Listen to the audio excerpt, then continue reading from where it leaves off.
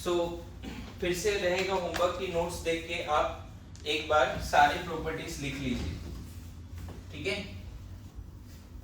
ये एक बार ना प्रेशर वाला वैल्यू थोड़ा सही कर लेना। 40 mm ऑफ Hg नहीं है, कितना है? 10 to -4। That is very low pressure, ठीक है, that is very very low pressure. अब देखो जे थॉमसन ने क्या किया। जे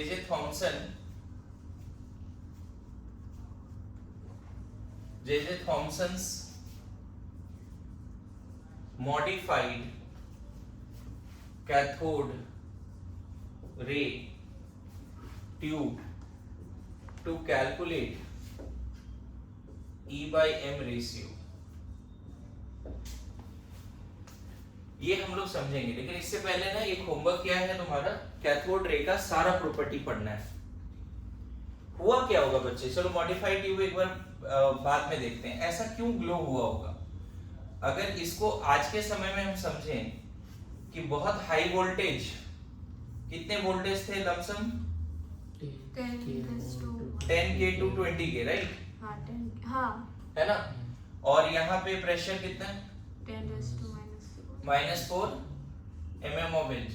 अच्छा बताओ, इस प्रेशर पे अंदर कोई गैस है, कोई भी गैस है, मान लो H2 है और N2 है और O2 है, कोई गैस होगा मान लेते हैं, ठीक है। हुआ क्या होगा पता है, इतना ज्यादा प्रेशर है कि इसका बॉन्ड ऑटोमेटिकली टूट गया होगा, HH बॉन्ड टूट गया होगा, इतना ज्यादा वोल्टेज है। और पता है ये अपना इलेक्ट्रॉन, मतलब ये हाई वोल्टेज दो काम कर रहा है, एक तो उसके बॉन्ड को तोड़ दे रहा है और उसके इलेक्ट्रॉन को फोर्सफुली निकाल भी दे रहा है। अगर यही N2 होता तब बॉन्ड टूट जाता और इलेक्ट्रॉन निकल जाती। O2 होता तब, समझ में आ रहा है क्या बोल रहा हूँ? हाँ। ये बाद में पता चला कि हर मॉलिक्यूल में एक नेगेटिवली चार्ज पार्टिकल या हर एटम में एक नेगेटिवली चार्ज पार्टिकल है, वो मॉडिफाइड ट्यूब के थ्रू पता चला। लेकिन यहाँ पे समझो, कोई भी यहाँ पे गैस होगा तो ऑब्वियसली उसका कैटायन होगा और क्या, इलेक्ट्रॉन होगा। तो इधर भाग कौन रहा होगा, है ना, एनोड की तरफ कौन जा रहा होगा बताओ? Cathode. Anode and cathode. Anode की तरफ कौन जा रहा होगा? Negative charge. A for anode, A for anion. हाँ।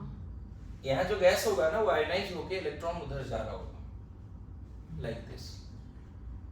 पता है कोई भी यहाँ पे गैस रखो, ग्लो एक ही जैसा था कैथोड से जो आ रहा है वो एक ही जैसा ग्लो था।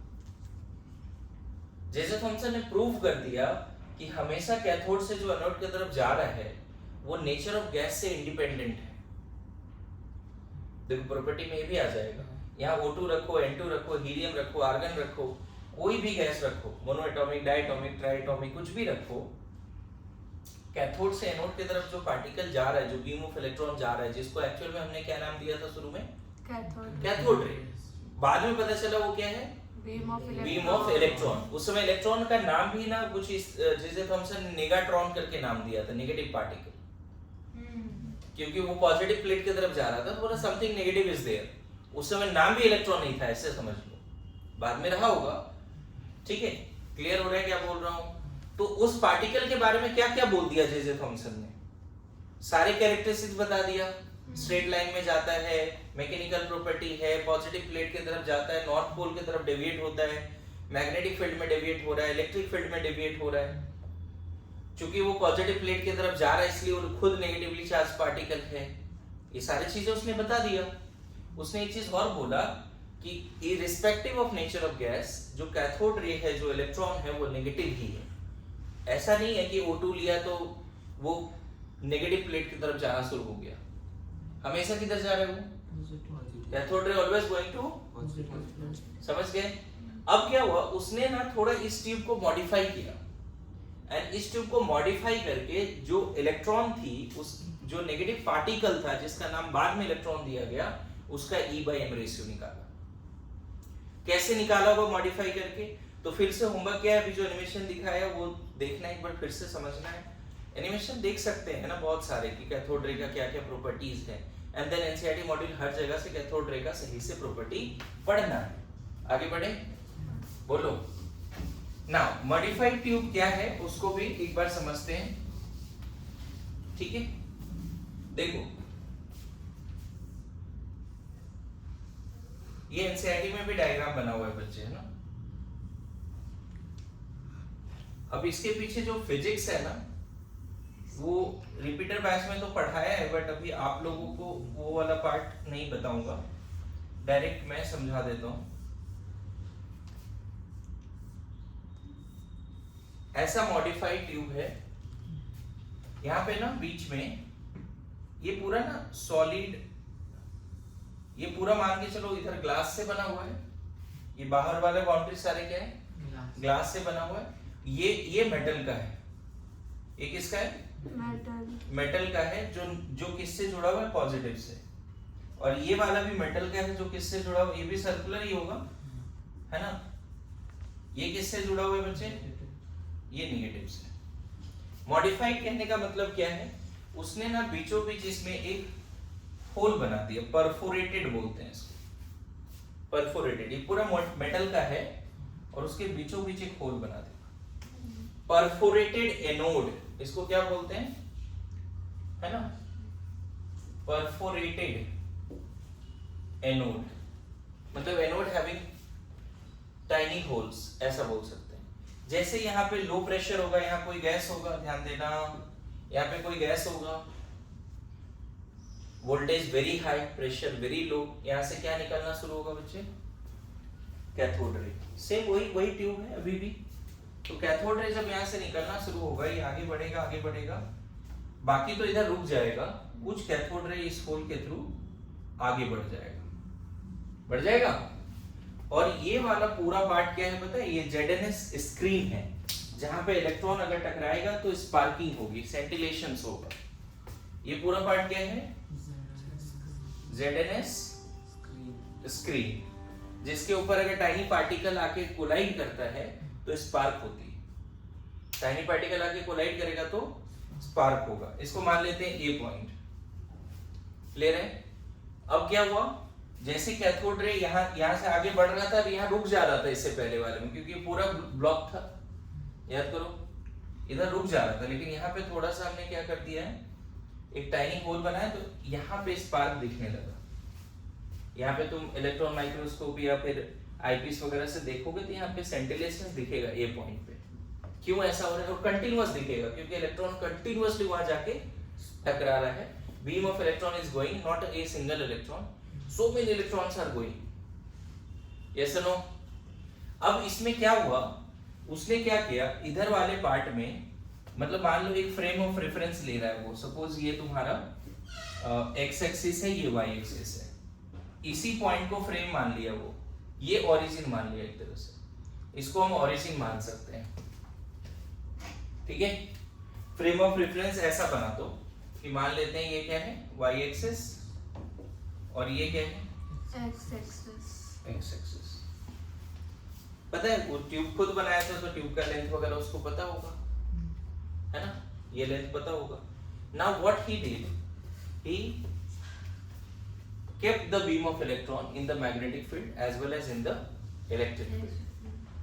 जब वो मैग्नेटिक फील्ड में रखा तो हो सकता है कि वो इलेक्ट्रॉन यहां नहीं टकरा के इधर कहीं टकराए, बी पॉइंट, या मान लो इलेक्ट्रिक फील्ड में वहां टकराया ऐसा, और बाद में जब इलेक्ट्रिक फील्ड नहीं है वहां पे क्या है, मैग्नेटिक फील्ड है, तब वो कहीं यहां टकरा रहा है सी पॉइंट। दोनों फील्ड है तो ए पे टकरा रहा है, या फील्ड नहीं है तो भी ए पे, कोई फील्ड नहीं है तो ए पे, दोनों फील्ड साथ में है तो भी ए पे, लेकिन दोनों फील्ड को सही से बैलेंस किया होगा उसने। He has balanced the electric field as well as magnetic field properly. Anyone having NCERT right now? Class 11? नहीं?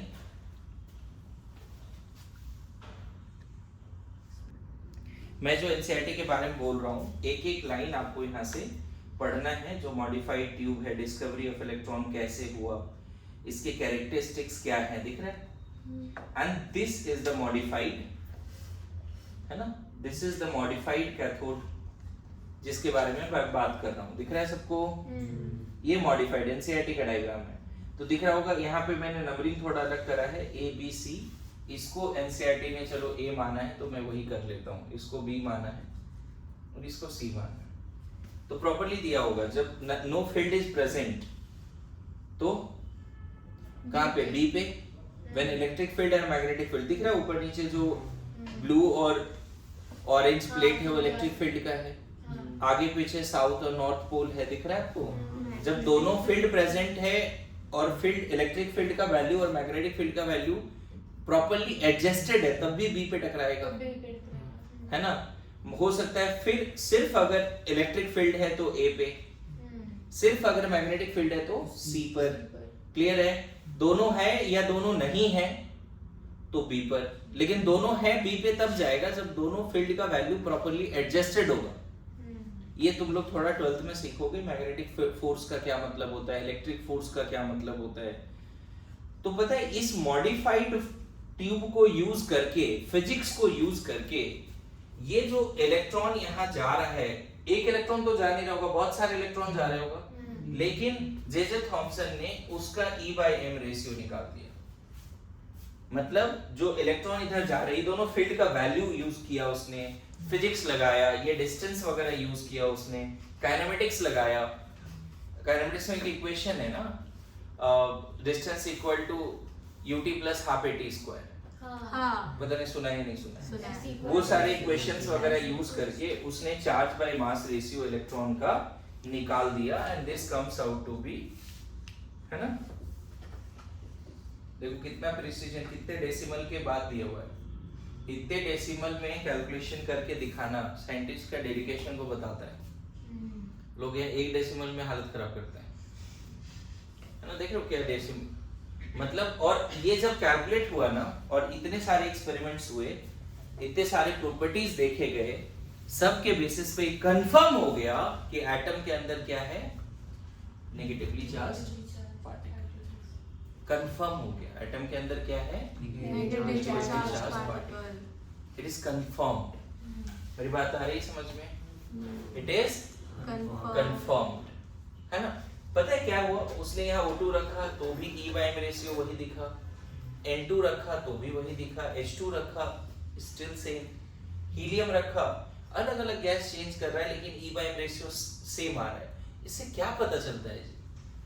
बताओ, गैस चेंज हो गया, nature of cathode ray is independent of nature of gas taken, E/m ratio of the negative particle of cathode ray is always going to be same whatever gas is there। इसका मतलब पता है क्या है? कोई भी एटम रखो, A रखो, B रखो, C रखो, सबके पास क्या है? कुछ तो नेगेटिव है जो इतने हाई वोल्टेज पे किधर जा रहा है? बोलो। कोई भी एटम रखो, कोई भी मॉलिक्यूल रखो, ये हाई वोल्टेज और लो प्रेशर केपेबल है उसके नेगेटिव पार्टिकल को निकाल के इधर ले जाने का। क्या नहीं लगता इससे कि E/m रेशियो हर केस में सेम आ रहा है? इससे नहीं लगता कि हर पार्टिकल के अंदर, हर एटम के अंदर एक नेगेटिव पार्टिकल है और वो सेम है? बोलो। यहां कुछ भी रखे, हर बार कैथोड रे उधर जा रहा है और E/m रेशियो सेम आ रहा है। मैं यहाँ पे क्या स्किप किया? फिजिक्स वाला पार्ट की हाउ ही कैलकुलेटेड। मैं बस इतना बोल सकता हूँ मुझे, उसने 10, 15, 20 साल दिए होंगे लाइफ का पढ़ाई में, फिर इसके रिसर्च में बहुत सारा टाइम दिया होगा। तो अभी एज ए रिस्पेक्ट हम ये मानते हैं कि हाँ उसने इलेक्ट्रॉन का डिस्कवरी किया और उसने 100% करेक्ट उसका चार्ज और मास का रेशियो बताया। अभी तक कोई साइंटिस्ट नहीं मिला जो इसको गलत करके दिखाया। अभी तो हम लोग बहुत आगे, हो सकता है इसको रीवेरीफाई कर ले, कर सकते हैं ना? अभी जो साइंटिफिक वर्ल्ड है, जो टेक्नोलॉजी है अपने पास, अब तो AI वाली बात हो रही है, तो इसको रीवेरीफाई तो किया जा सकता है ना? अभी तक गलत नहीं प्रूफ हुआ। सो बताओ यहाँ पे